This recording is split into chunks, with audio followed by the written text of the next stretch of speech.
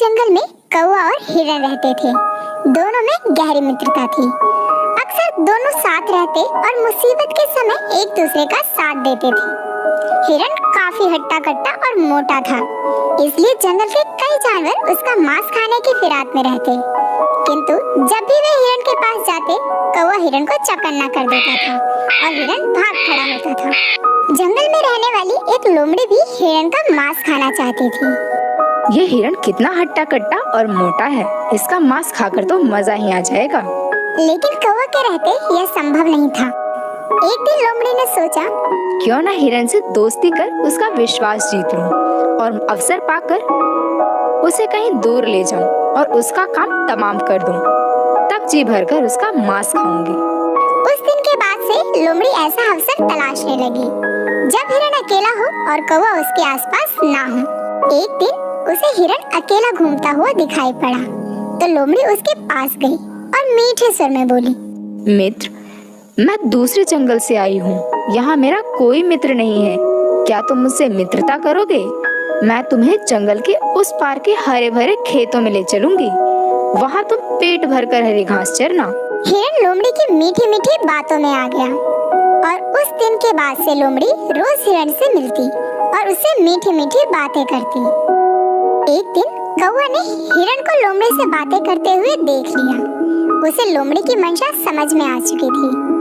लोमड़ी के जाते ही वह हिरन के पास गया और बोला, मित्र, ये लोमड़ी दुष्ट है।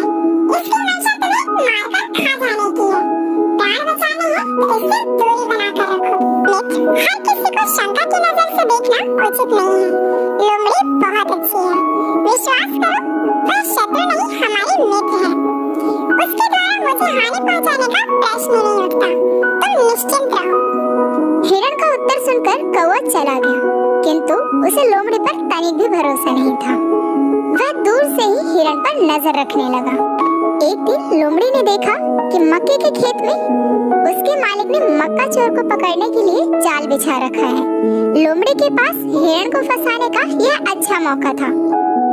लोमड़ी हिरन के पास गई और बोली, मित्र, आज मैं तुम्हें मक्के के खेत में ले चलती हूँ। वहाँ तुम जी भर के मक्का खाना। हिरन तुरंत तैयार हो गया। दोनों मक्के के खेत में पहुँच गए, किंतु खेत में घुसते ही हिरन जाल में फंस गया।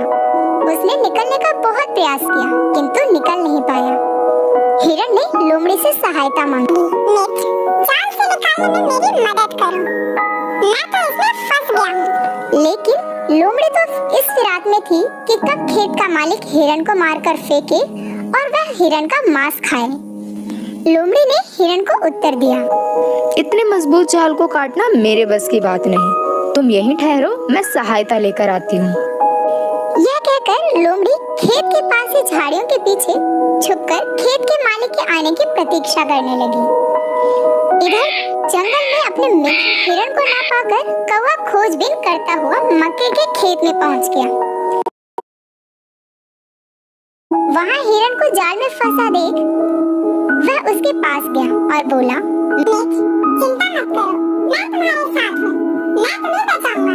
अब तुम ठीक वैसा करो